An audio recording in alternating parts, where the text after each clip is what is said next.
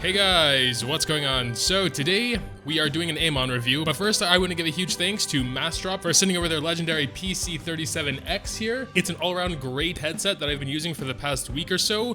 Great audio, great mic for gaming, super comfortable, and it comes with an open back design. So if you want to better hear your surroundings, this will give you that more open soundstage. Yeah, it's really nice. It'll also allow air in, so your ears don't get too hot like the closed back ones can do sometimes. And if you don't want to take my word for it, you can read some of the 368 reviews that gave it a near perfect rating. It's also incredibly affordable at only $120 for this level of quality. You can't beat it. But yeah, if you want to check them out, I will be leaving a link in the description down below. With that being said, I actually don't need these for this video. So today we're taking a look at Amon, one of the newest tanks. I guess Ian is technically the newest now. They kind of came along together. Whatever, it doesn't matter. I did already share my thoughts about him in previous videos, but we're going to talk a bit more in depth about him.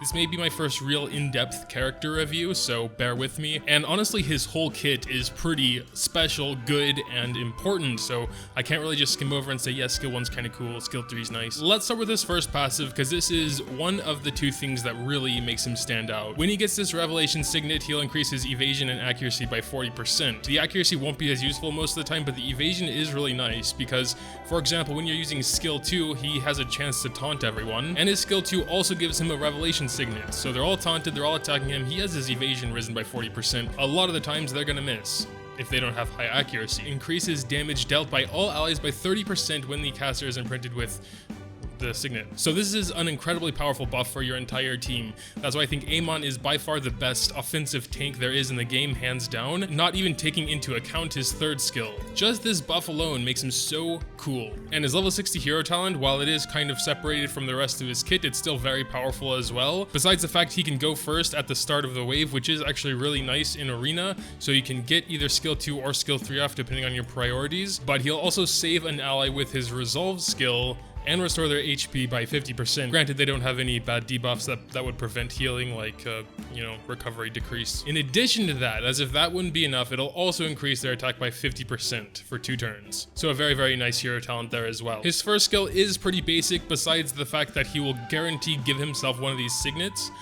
Besides that, 45% chance to taunt for a turn, it's basic stuff, but it's fine. Just due to the fact he can get this signet pretty much every single turn makes it good. Second skill is also really nice. This is what I think a lot of people want to start with in Arena. This will also give him the Revelation Signet buff, but also guarantee counterattack to all allies once, and that can go 2 turns. So the AI Amon, so your enemy Amon in PvP, will always use his second skill first. I would actually recommend not building so much attack speed on him because it's actually good. If you both have an Amon in battle and the enemy Amon uses his second skill first, the whole enemy side has guaranteed counterattack. When you then use your Amon's second skill, all those counterattacks on the enemy side will be used up just attacking Amon, which also has boosted evasion.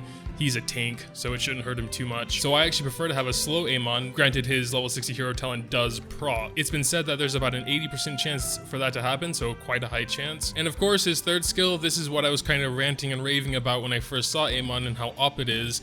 I still think it's a very good skill, it's just not as up as I originally thought because there are kind of a lot of counters to it. Mostly actually just being cleansers like Rune, but Rune is super common, and other cleansers who remove debuffs.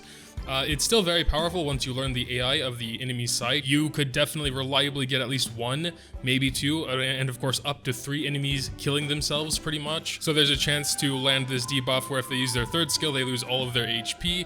If they don't have any special like auto revive or auto resolve, they will just die. So yeah, that's pretty much his skill set. All around very, very solid skill set, I would say. We can also get into how I build mine. You may agree, you may disagree, but let's get into it. So we're going to be looking at his runes. First of all, I take him with 2 life sets and a defense set. Some may just want to go full HP. Some might have some more special runes like these new ones in the guild shop, etc. But for basic runes, this is what I'm going with. They're not all perfect, of course, but I would say what I would like to have rather than what I do have. So triple HP here, that's fine. He is a tank after all, he wants a lot of HP. This obviously isn't very good. He doesn't really need crit chance, so another triple HP would be fine here. Here we have kind of a mixture. We have HP, additional HP recovery, and multi-strike. Additional HP recovery isn't really that bad on tanks, but it's not necessary, I think. except in some cases, but it's not necessarily bad either. Multi-strike also doesn't seem super important because he has a single target first skill and he's guaranteed to get this Revelation Signet anyway, so more HP here would never be bad. Counterattack on the other hand might be a bit better because as he is a tank and can taunt, he will be getting hit the most, so counterattack would definitely be more beneficial as it usually is for tanks. Here we have sort of the same story, additional HP recovery, counterattack, and over here it's pretty hard to get anything good for tanks. Multi-strikes would be the best. So as for what I would like, probably like triple evasion on these three, like due to the fact he'll almost always have this revelation buff, you know, he'll have almost always 40% evasion. You could easily get him like 15-20% more evasion through rune substats, up to like another 40% if you get really lucky and get 3 evasion substats on 1 rune, which is incredibly hard to do. But that would make him even way tankier, obviously, when they can't hit him half the time. So he may be one of the only ones where like a purely evasion build would be very viable. I chose not to go that route, at least for now, because my runes are kind of limited, and I personally was never really one for the chances, like evasion and stuff like that. On the other hand, in his case, it's definitely a good option. But if you go the evasion route, you have to go hardcore for the evasion route. You need at least 1 line for these 3, the 2 blues and the first green, preferably 2 lines per rune, but you know, sometimes you can't find that. I realize I might get in the way of something important here while I'm doing the review, so I made myself quite small, because you know, I can't see myself when I'm recording just after, and then I can't really do anything about it because it's all in the same video. I'm so tiny. But anyway, we're gonna be moving on to hero talent list. Again, this is something, you know, it's more up to personal preference. Naturally, tanky, more defense is good. If you're going pure evasion route, you may think about taking this one to get some more taunts in there. This just never seemed that great. I mean, 50% chance to taunt 1 enemy when you use skill 3, you know, and you can only use skill every 6 or 7 turns. So defense is just the all-around safe option, I think, there. The second passive is going to greatly come down to preference and what you usually take him in. I always take him in arena, but I always take him in bosses as well. He's kind of my all-around tank, so, you know, could be either or depending on what you're trying to do, but he's tanky enough for me in most like advents, but you can never be tanky enough in arena, so that's why I'm taking that. Reflection, of course, is another option. I'm not sure if when he evades though, if damage will get reflected. I only took this for a little while on my Claude and realized it doesn't do enough damage to like justify it. Maybe if you stacked on HP really high and didn't get any defense from anywhere, it might be okay, because as far as I'm aware, reflect just reflects some damage, so the more damage you take, the more they'll take. Third talent is an obvious one. He doesn't need to do damage, elemental or not, decreasing their attack, you know, that's a signature of a tank, so good. Same story with the fourth talent, no need to increase damage anywhere.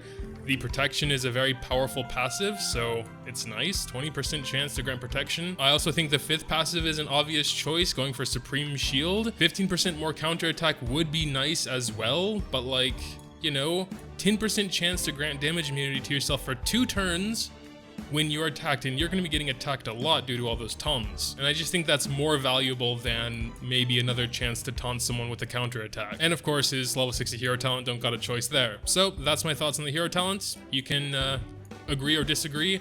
However, if you disagree with the third, fourth, and fifth one, you are wrong, and there's no opinion there. The first and second, though, you know, you could have your own thoughts there. You do want to try to get him to his 5th purple star for that nice 20% HP and the 5% chance to gain abnormal status immunity. The 6th star isn't as important, nor a priority, because it's just counterattack, which is nice, don't get me wrong, but the 20% attack kind of goes to waste since he doesn't really do much damage anyway. And yeah, I mean, as far as I'm aware, that's pretty much his build. You know, we're gonna take him into some content so you can see some gameplay, starting with PvP. Thankfully, he's not banned yet. So when you're running Amon, it's important to know the AI of how all these work. For example, Morgan always does her 3rd skill on her 2nd turn. Esna always does her 3rd skill on her 1st turn. Rue does it when someone dies. I'm still not too sure about Karen because she wasn't here like the week I started using him, so I wasn't really paying attention. And Ruby always does her 3rd skill as her 1st turn. So if you're going to use Amon's 3rd skill on like this cluster of 3, since Ruby is a very fast attacker, if it happened to land on her, she would die first.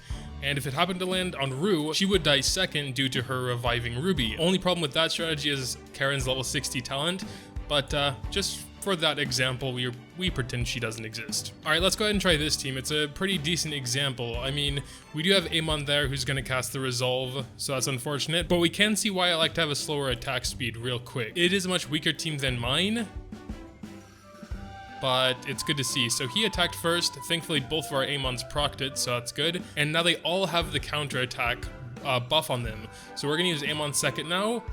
All of their counterattacks are gonna proc, but they're only gonna go to Amon, which is, you know, a tank. He can take it.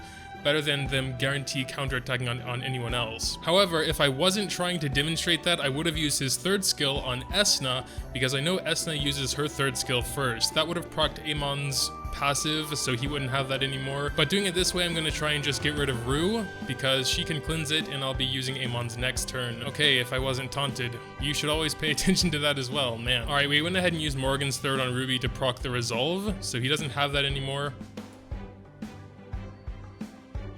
Yeah, I mean, we can check out another battle as well. Something I just now realized, which I always seem to pay more attention when I'm actually, like, making a video, is, Amon was so much better when there weren't other Amons. Like, Amon sort of counters himself in a way. And it looks like my Amon's thing didn't proc this time, so it's a little bit harder to see anything. Well, I'm fairly certain Morgan and Kane will use their third skill next turn, because I believe they've already attacked once.